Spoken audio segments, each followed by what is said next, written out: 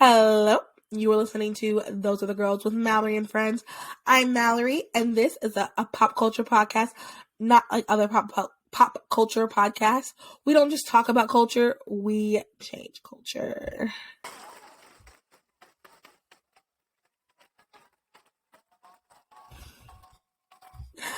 Thank you, live studio audience. Just joking, there is no live studio audience here. So thank you guys so much for tuning in. It has been like 2 weeks since we put an episode out. I was battling a cold. I lost my voice. So much has gone on. If you follow myself or Melanie on Instagram, you know that she got married this weekend. So we were doing that in San Antonio, and really exciting. Weddings are so fun. It is such a weekend filled of like love, light, happiness. I can still feel it today. Like I was on my way to or leaving work today, and I was still kind of like on a high from just so good to be around like love and happiness.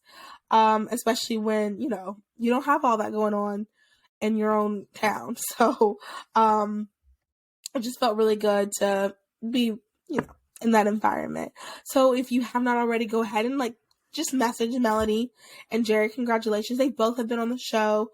Melanie is like a regular co-host, guest, and Jerry has come on multiple times to talk about anti-abortion stuff and whatnot. So let them know that they're loved and you wish them nothing but the best in their marriage. I am still fighting a little bit of a cough, but I have some tea in my Saturday Star for Weekly teacup mug available at thosearethegirls.com/merch. And if I like take a pause, if there's like an awkward pause or silence, it's because I'm like trying to like not cough in the mic, and I'm sipping some tea. I'll make sure to like make that sound so you know like that's what happened. Hopefully it's not annoying. Okay, so speaking of merch, we have some really cute merch coming out. The Friday after this episode is out, we're having some surprise merch drops. Super excited about that. But in the meantime, you can get the Anti-Abortion Social Club sweatshirt. It is super comfy. I'm pretty sure I've worn it like every episode the past like 2 months. Because it's getting cold in New York. Don't live in New York. It's getting cold in North Carolina. It's getting cold in North Carolina, and it's comfy. It's nice and warm, and I want to say, so sorry. And I want to say it's actually perfect for the March for Life. This will be a great sweatshirt. It's cold in DC in January. Very cold. So if you've never been and you want something cute to wear, but also like, show how you feel, you're part of the Anti-Abortion Social Club, and it's cute, you can get this sweatshirt. And we also now have pro-woman, pro-life hats. That'll be great to cover your ears while you're in DC. These are all available at thosearethegirls.com/merch. Speaking of the March for Life, I am super excited that we're going to be doing what we did last year, where if you are going to the March for Life by yourself, if it's your first time, your 15th time, but you're going and you don't... Sorry, you guys, 1 second.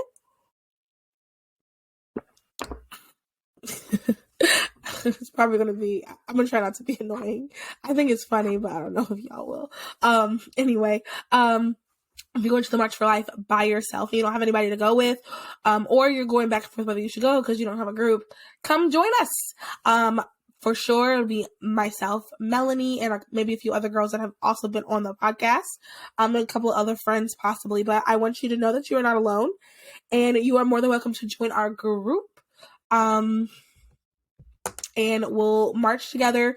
We try to coordinate to even do dinner, maybe even the night before, and we can like make our posters or dinner afterwards. I don't know. But once we get the solid group, we'll go ahead and coordinate and trade emails for that. So message me on Instagram if you like to do that, or email me. Just let me know that that's your intention.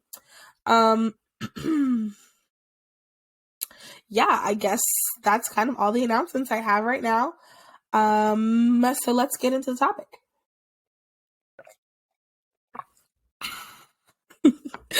I'm gonna giggle every time I do that. But actually, before we do that, I want to talk about today's sponsor. Today's sponsor is Garnu. They are a organic tampon company. They also have period cups, and they'll be having pads soon as well. They are an amazing company. They also donate, a percentage goes to help women get out of human trafficking in Nepal, which I absolutely love. That's a great mission. Macy, the founder, has been on the podcast. You can check it out. Check out her episode. She talks about where she got the idea from. She talks about we talk periods. It's a really great episode. I definitely recommend it. I definitely recommend it.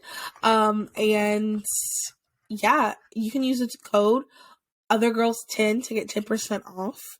And just remember, like, this is a tampon company for girls, so you don't have to worry about having, male ambassadors and things like that. It is all female. So yeah, I use the code OtherGirls10 and go to garnu.com, GARNUU.com. All right, so let's get started. This episode is really about elections. That's really what I want to talk about. So much has happened these past 2 weeks that I really wanted to share my opinion on, but some of the days I couldn't even talk to get my opinion out, but now I can, so I will. And like I said, I'm going to try really hard not to cough into the mic because I'm sure that's so annoying. So, elections. I have lots of thoughts. Okay. 1 second. Oh, Jesus. Help me to be able to say this all without coughing. So a lot of people were disappointed from the elections, and I am one of those people who was disappointed. I pride myself in how I try to stay with my, ear to the ground or nose to the ground, trying to hear other people's opinions.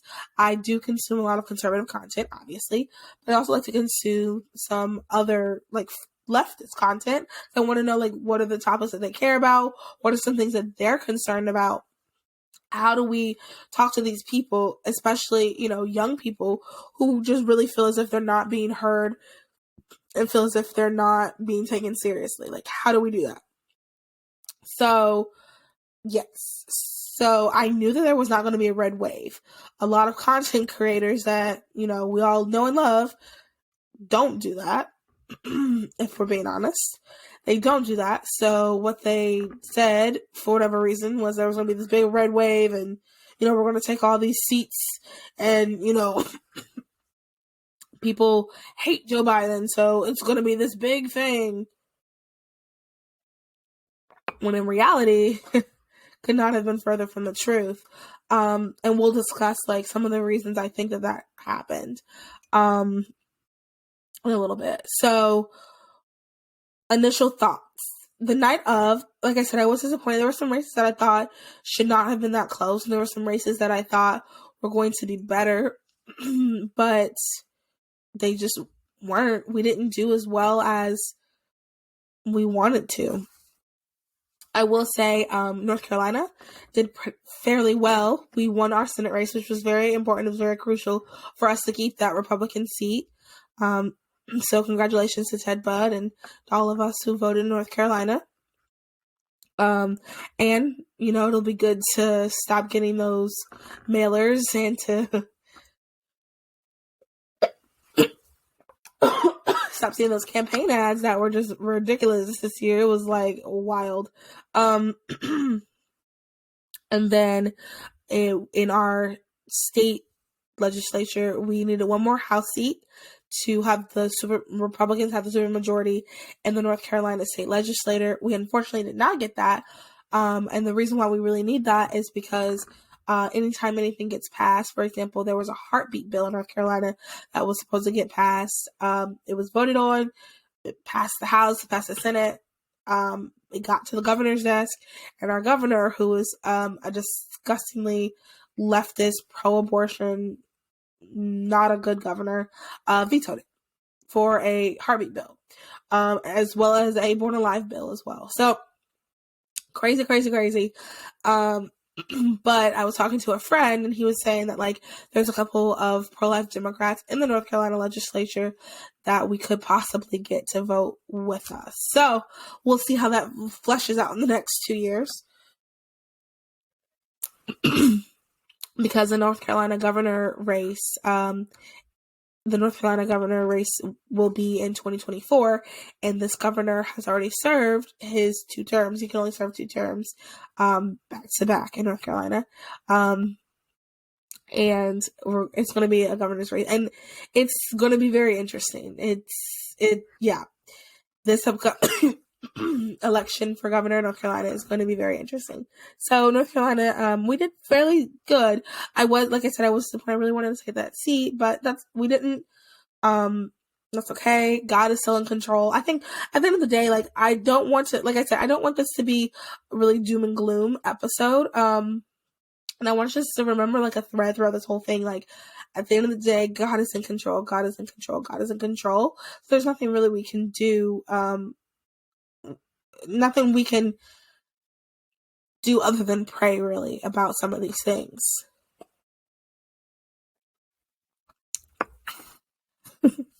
Okay, so some of the races that are still going on. I'm recording this the Tuesday after the election. I'm sorry, the Monday night. This comes out the Tuesday after the election, and there are still some races, as of when I'm recording, that are still being counted, which is very confusing to me. I don't understand why it's still going on. What I'm thinking, this is just me thinking out loud. I could be wrong. I need to do more research on this. Normally, they stop counting when someone is like 70%, has already, like, they've won by 70%, and, there's like 80% of it's counted or something like that. Like, they do stop counting. They don't always count every single piece. That's just a fact. That's never been a thing. But with these races, these past couple of years being so close, they have to count every single one. Because, I've mentioned this before, the Supreme Court Chief Justice in North Carolina won by 401 votes. They had to count every single vote for that race. So, things like that, they have to count every single vote now. So these elections are going longer. I think there needs to be a better system for sure. I don't know what that system necessarily is. I know a lot of people are saying, well, get rid of early voting. Get rid of early voting, and stuff like that. And, I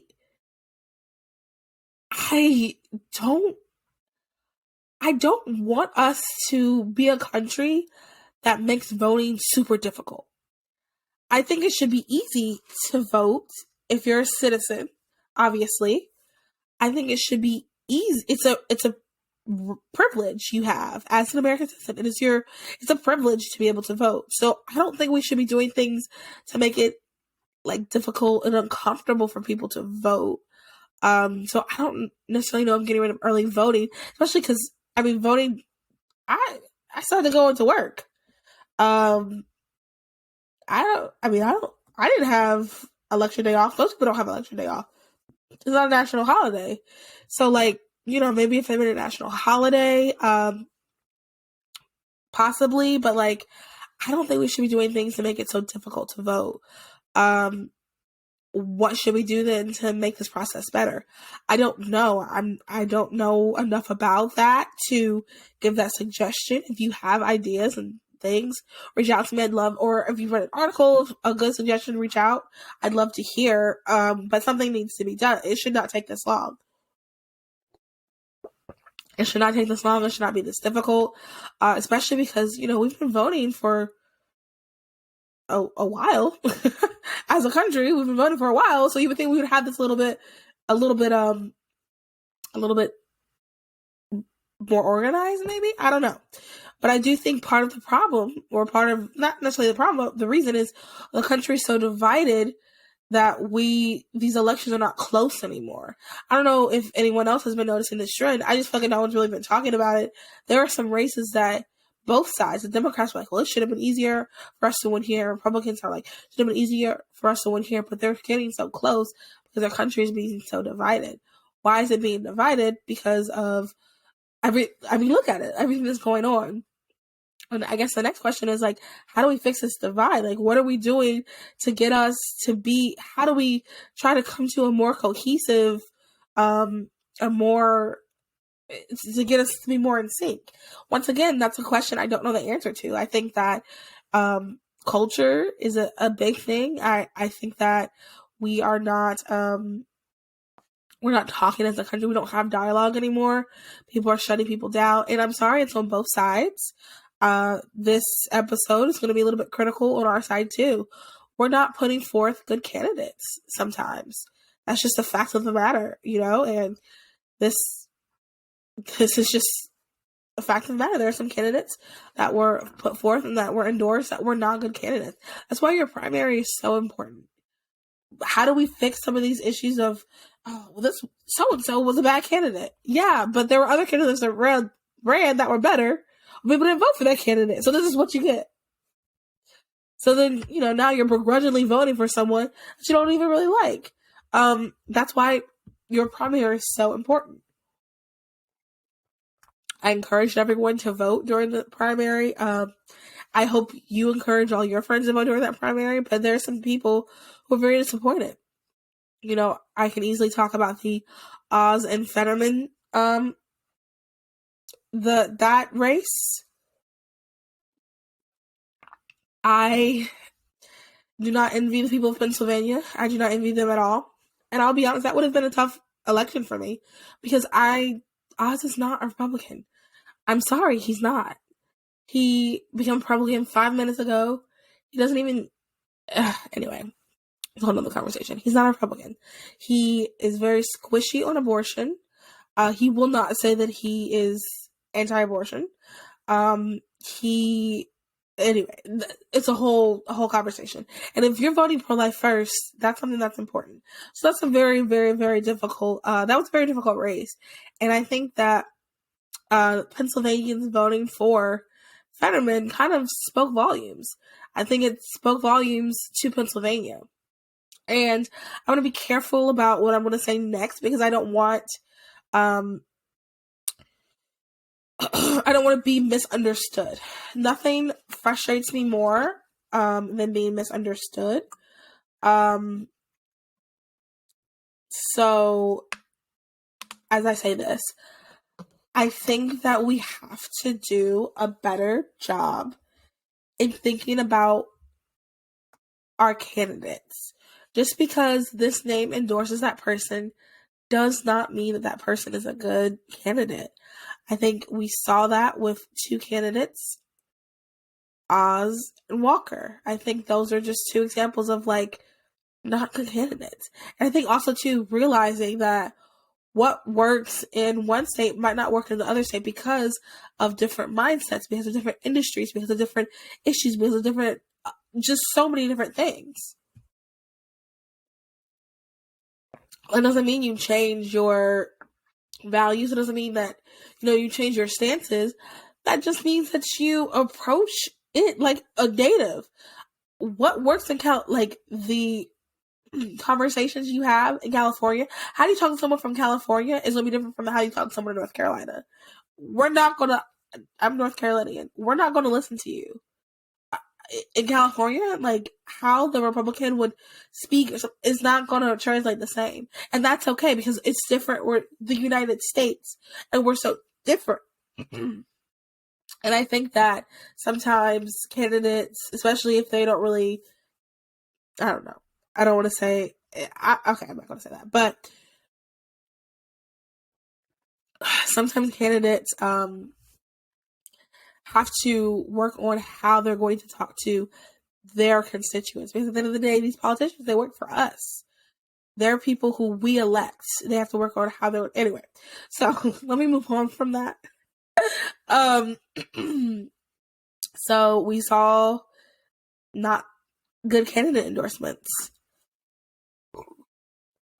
in Pennsylvania and in Georgia. A couple other states. Those are the two big ones. Those are two ones that everybody was watching.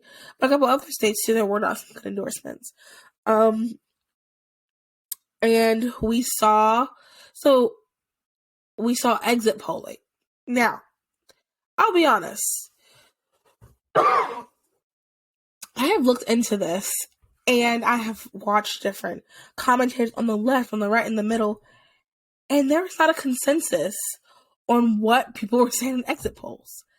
I will read one article, I will hear one thing from a commentator, and then we'll hear something else. I will hear abortion rights were not on the top of mind.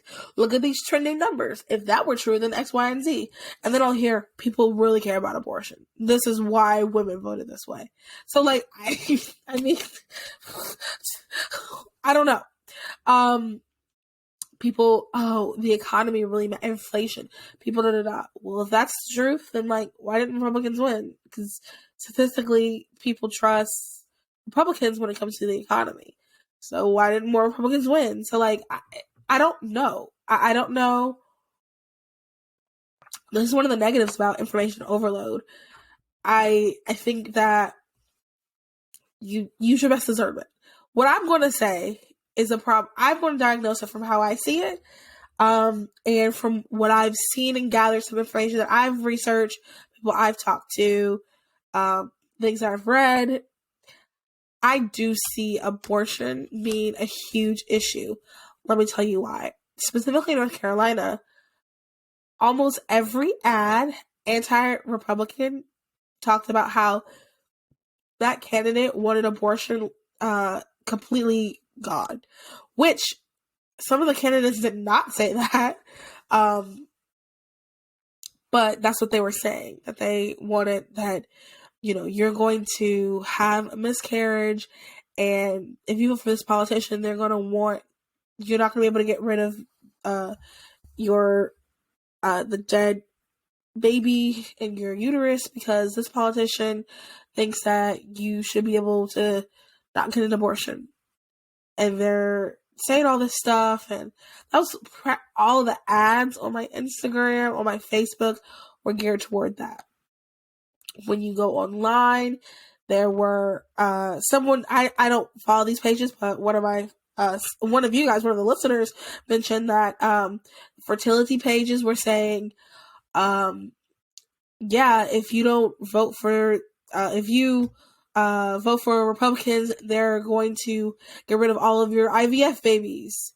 There were Instagram pages that were sharing, this is what happens when a Republican wins. You're not, if you have an abortion, you're going to go to jail, and all this other stuff.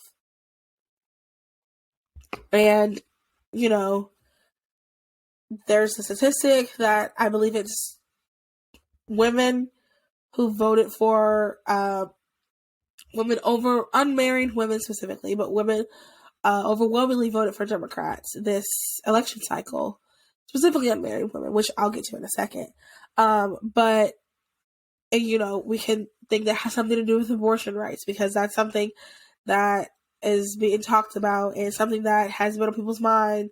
Popular podcast, the Call Her Daddy. I didn't hear this, but I didn't hear the podcast episode, but I heard about it. She did an episode where she encouraged everyone to vote because of abortion rights and, all this other stuff. So what does this, to me, that tells me that that's important to women. To me, that says there's a demographic of voters. There's a demographic of human beings, of fellow image bearers, that care about abortion. Why do they care about abortion? I think obviously there's going to be women who just are evil and who just think it's silly. If you go on Twitter, there's women who talk about it so callously. TikTok too, it's disgusting.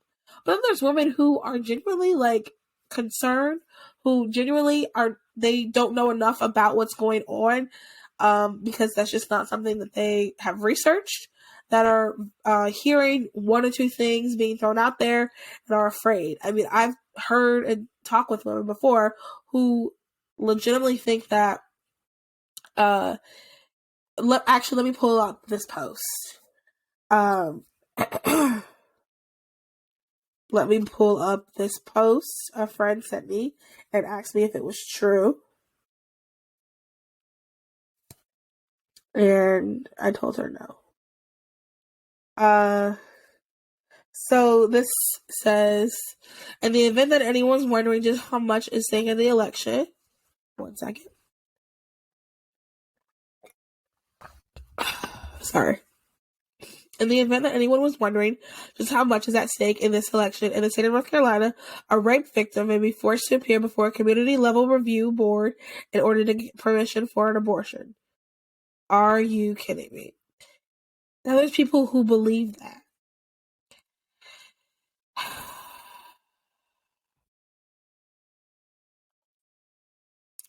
There's people who are intelligent and believe that. There's people who just don't know any better and believe that. Okay?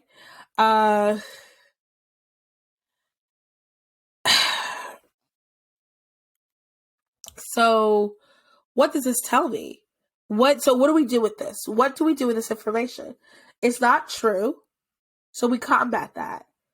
How do we combat that? We combat that with the truth, and we start sharing more stories. A lot of people have been saying this for years. I'm sorry, not for years. For 2 years now. People have been saying that we Republicans, we conservatives, we pro-lifers need to be a little bit better with messaging. We need to be better with getting our point across.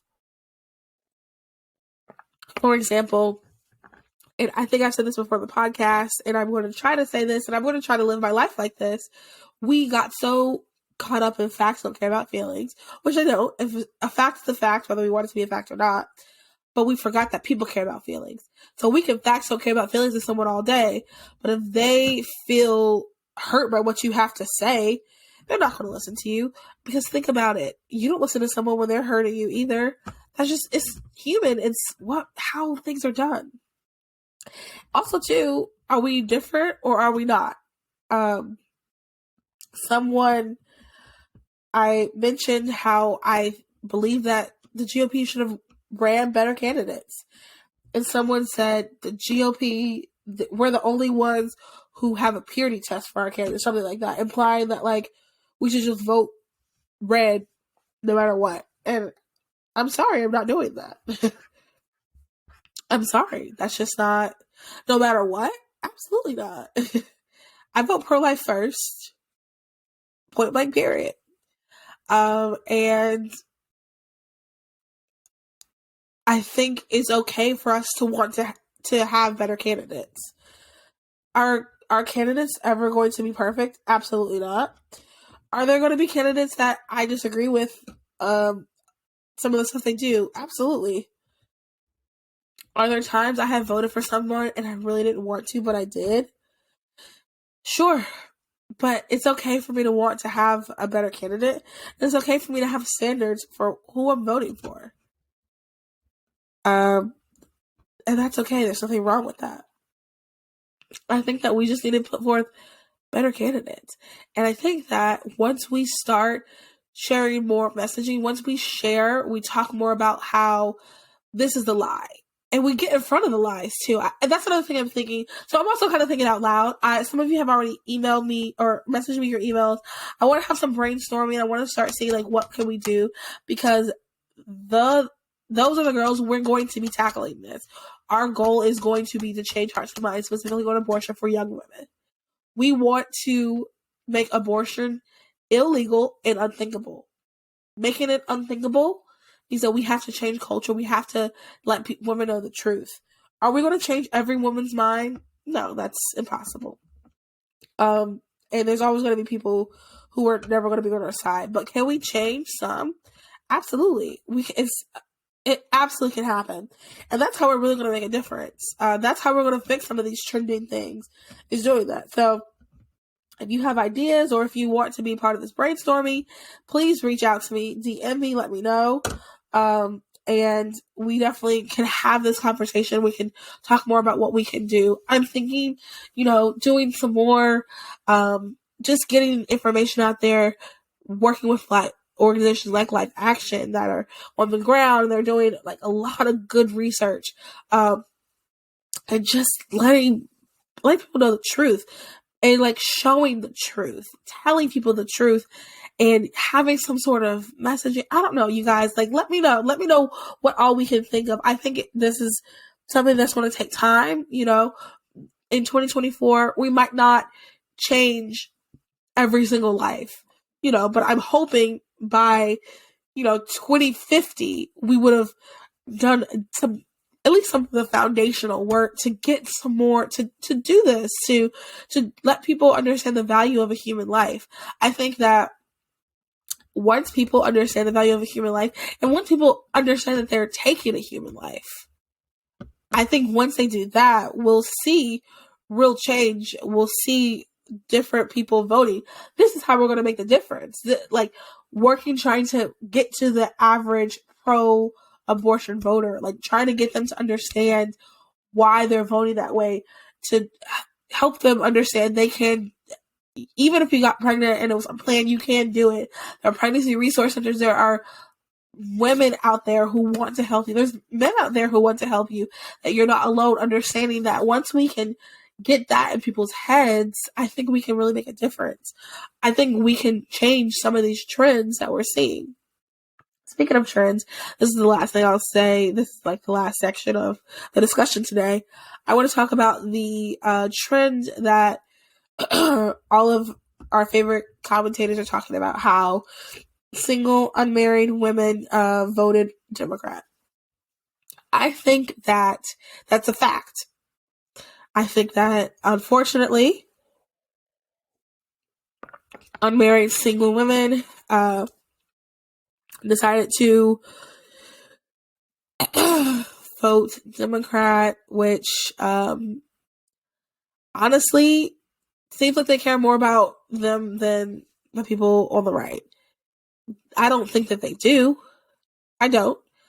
I think that it's a perception. It's a perception. Why is it a perception? I said this on my Instagram, and this is very spicy, and you know what? This might not go over well for everybody listening. And if you disagree, please let me know how you feel. And if you agree, I really want you to let me know how you feel. Let me know that you agree. But this new trend of shaming single women, making them feel like they're the evil, big bad, they're destroying the country, and on top of that, you're gonna die alone and single. All of this that's happening, I don't think that's beneficial. I don't think that's gonna help single, unmarried women come to our side.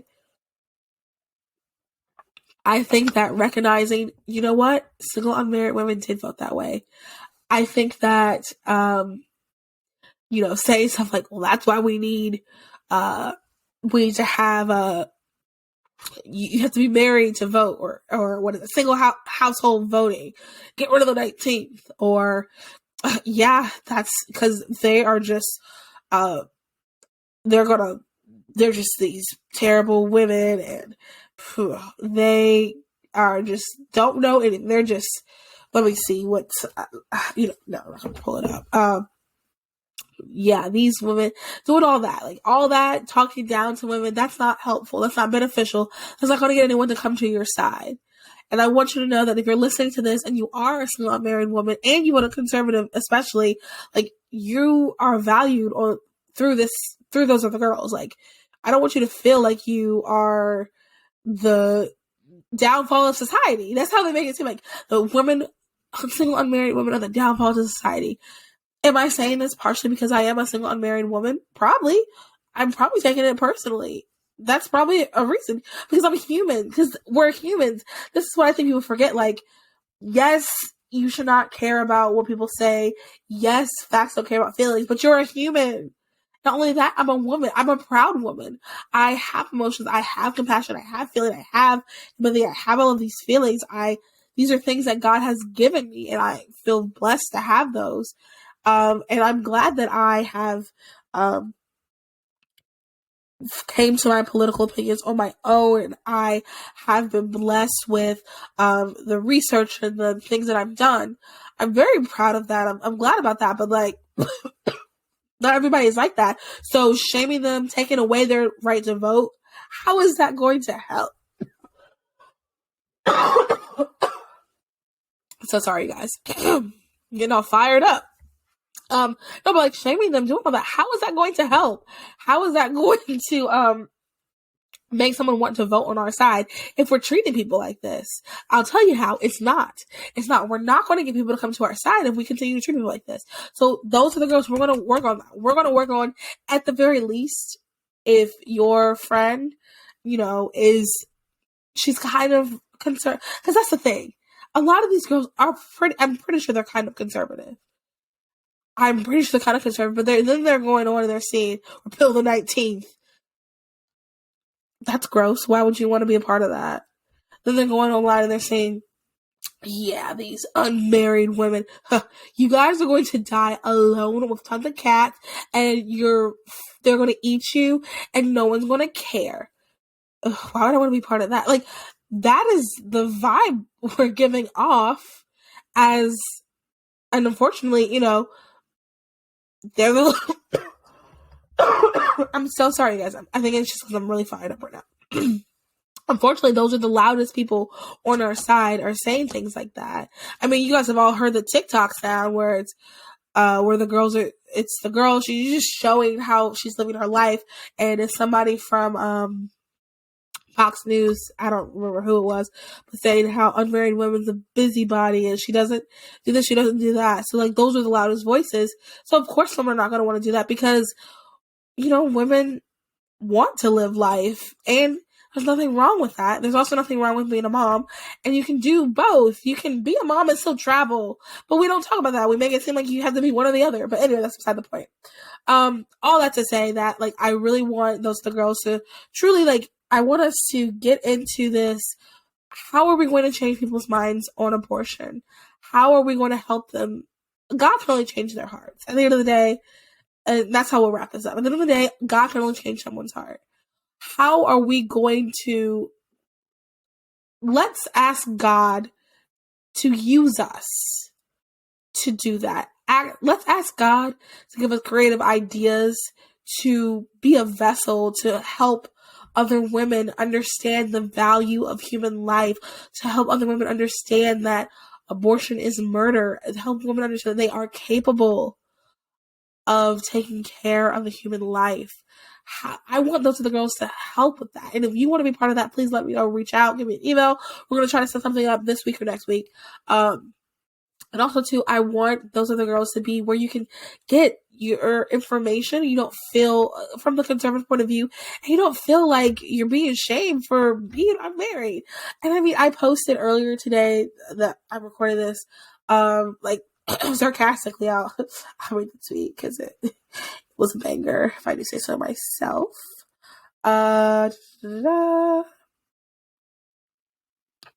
One second. I said, yes, shame unmarried women and tell them they're going to die a horrible death all alone. That surely will make them want to vote conservatively. Why show them true conservatism and how it benefits them when you can shame and scare them? And you guys, a lot of girls who either got married later, well, two types of girls messaged me. Girls who got married later in life and said that they are happy that they waited, because God's timing is what's important. And, Mallory a year ago might not have fully believed this. Because Mallory a year ago was obsessed with all those trad accounts. But Mallory a year ago might not have fully, but God's timing is so much more important. don't settle / just get with someone because you feel as if your time is running out. You want to be with who God wants you to be with. You want to be within God's timeline. Like, that's what's important. But so I forgot what I was gonna say. God's timeline is what's important. Let me read the tweet again because maybe it'll remind me of what I was gonna say. God's timeline. I do want to say this again. God's timeline is so much more important. And don't let. Oh, I was going to say the other thing. And then there's other women who are conservative, single, and unmarried, and are starting to feel like they're the boogeyman. Like, starting to feel like all these people, all these accounts are like saying that you guys are the worst. Like, you're going to do it, and getting like kind of nervous. There are younger girls who are like, oh my God, my fertility, which I get. I'm going to be 28 at the end of the month. I get that. I totally like some of the girls that have messaged me are like 22, 23. I'm like, wait till you're 28 and you have zero prospects. Then you'll really, what's that? The pressure is getting worse. That's how it'll feel. But at the end of the day, God's timing is better. And if you it's not like myself. I'll say this for myself and some of the other girls who have messaged me. It's not like we're, going around sleeping with a bunch of people and say, who cares? I'm not getting married. No one, we're not doing that. We can't help it if the person God has for us isn't sitting next to us. But a lot of these people are making it seem like, oh, it's just this. Ignore that. Forget that. Unfollow unfollow the accounts. One of the girls that has a triad account, I absolutely love her. And if you're listening, I love you. I love you. I love you so much. I value what you have to do for you, but like, I can't keep looking at that. And I think that if you're stressing over this, you shouldn't have to keep looking at it either. And I also want to add this. Am I saying being triad is bad? Not at all. Am I saying being married is bad? Not at all. Truth be told, I would rather be married and have kids right now. But that's not where I am. That's not what my timeline is right now. So I can't sit around twiddling my fingers, praying somebody will come across my life. No, I get to work. I do what God has called me to do. God has not called me to do that right now. God has not called some of you right now to do that. And that's okay. So you just keep going. You keep going. You don't sit around twiddling your fingers. You don't let these people make you settle for some random guy that could be a nice guy, but he might not be who God has for you. He could be a nice guy and you have zero in common. He could be a nice guy, you don't even like spending time with him. I just want us to be better as conservative pro-lifers specifically. I want us to be better at our messaging. I want us to be better at how we treat people. And I want us to start thinking about how are we going to welcome our sisters into the pro-life movement. How are we going to share the message? How are we going to get to them? How are we going to reach them? Because I do believe there are girls who are pro-life, who have the potential to be pro-life. They just don't know the truth. That is what I think everyone at the sound of my voice, we should be working toward. If you like this episode, please share it. I think this is a good one to share my opinions on the election and just how we can move forward. And if you also like this podcast, please rate it. Give us a 5-star review. And write a review as well. We'd really appreciate that. Look forward to a weekly TCAP this week. Hopefully I will not be coughing by then. And thank you so much for listening. Sorry for the coughing. Hopefully it wasn't too annoying. And my weren't too annoying either. All right, you guys. Thanks for listening. Bye.